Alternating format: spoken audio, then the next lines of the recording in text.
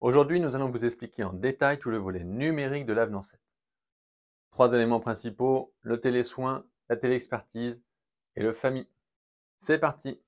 Le télésoin est défini comme un acte à distance entre un kinésithérapeute et un patient. Évidemment, les actes nécessitant une présence physique du patient, comme le désencombrement urgent, ou un équipement spécifique non disponible chez le patient, comme la balnéothérapie, ne sont pas couverts, de même que la première séance au cours de laquelle est réalisé le bilan diagnostique kinésithérapeutique initial. C'est le kiné qui évalue l'opportunité du télésoin en collaboration avec le patient.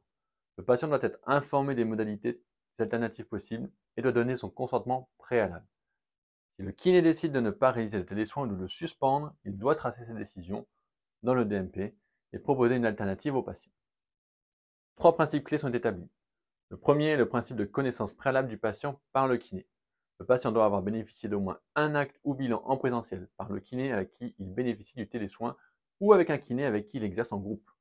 Ce principe connaît une exception, celle de la sortie d'hospitalisation, si le patient a bénéficié d'un bilan présentiel par un kiné avant la sortie d'hospitalisation. Le deuxième est le principe de non-exclusivité du télésoin. L'activité de télésoin ne doit pas représenter plus de 20% maximum de l'activité conventionnée totale du kiné. Le troisième est le principe de territorialité. Le télésoin doit être effectué par un kiné du même territoire que le patient afin de permettre d'effectuer des actes en présentiel si besoin. Le télésoin doit respecter les besoins cliniques du patient, être effectué dans un endroit préservant la confidentialité et assurant la sécurité des données et la traçabilité des factures. Les séances réalisées en télésoin doivent être tracées dans le BDK et faire l'objet d'un compte-rendu ajouté dans mon espace santé du patient si celui-ci existe. Pour être pris en charge, les actes réalisés doivent être inscrits à la NGAP, comme tous vos actes en fait. Les actes sont facturés avec la lettre clé TMK, avec les mêmes coefficients que les actes réalisés en présentiel, avec les mêmes conditions de majoration, mais sans possibilité de cumul au cours de la même séance avec les frais et indemnités forfaitaires de déplacement. Logique. Dernier point, il est interdit de facturer le télésoin en mode sécurisé, avec la carte vitale, même si la dernière séance de la série est réalisée en présentiel.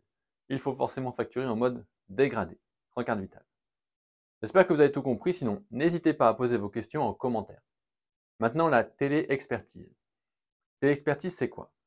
La télé-expertise permet aux professionnels de solliciter l'avis à distance d'un ou de plusieurs professionnels médicaux en raison de leur formation ou de leurs compétences particulières susceptibles de répondre à la question posée. Cela peut concerner des questions spécifiques ou des cas complexes et nécessite l'analyse de documents transmis par le professionnel. Pour faire simple, c'est une question posée à un professionnel médical. Tous les patients peuvent bénéficier de la téléexpertise. Ils doivent être informés des conditions de réalisation et donner leur consentement.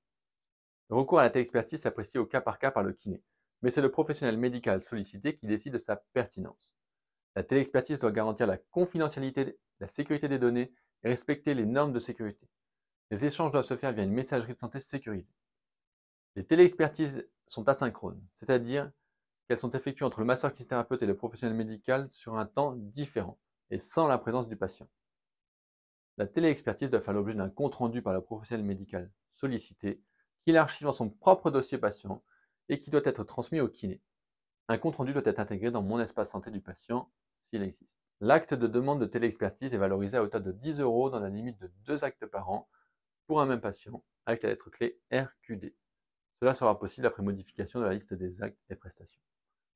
Enfin, la téléexpertise doit être facturée en mode dégradé et le numéro d'identification du professionnel médical requis doit être mentionné sur la feuille de soins.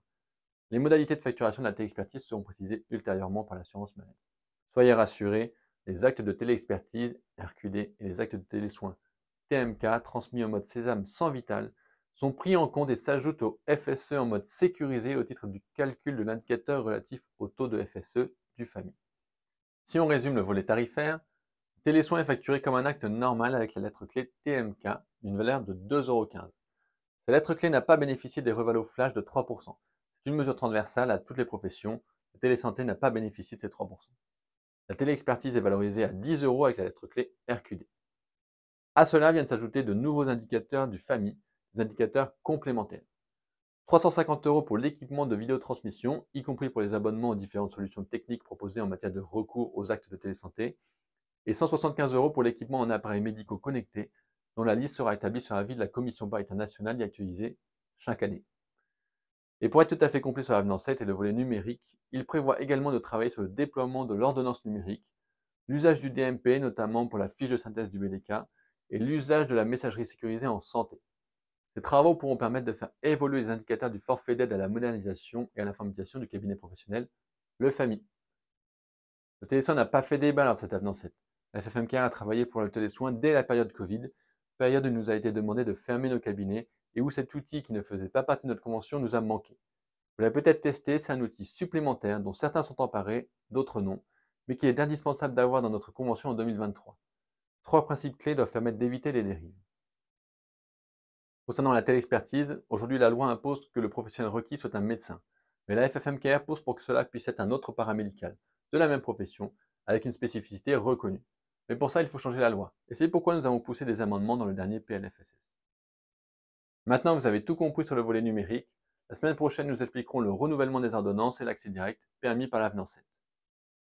A très bientôt. En attendant, avec la FFM-Care, c'est clair.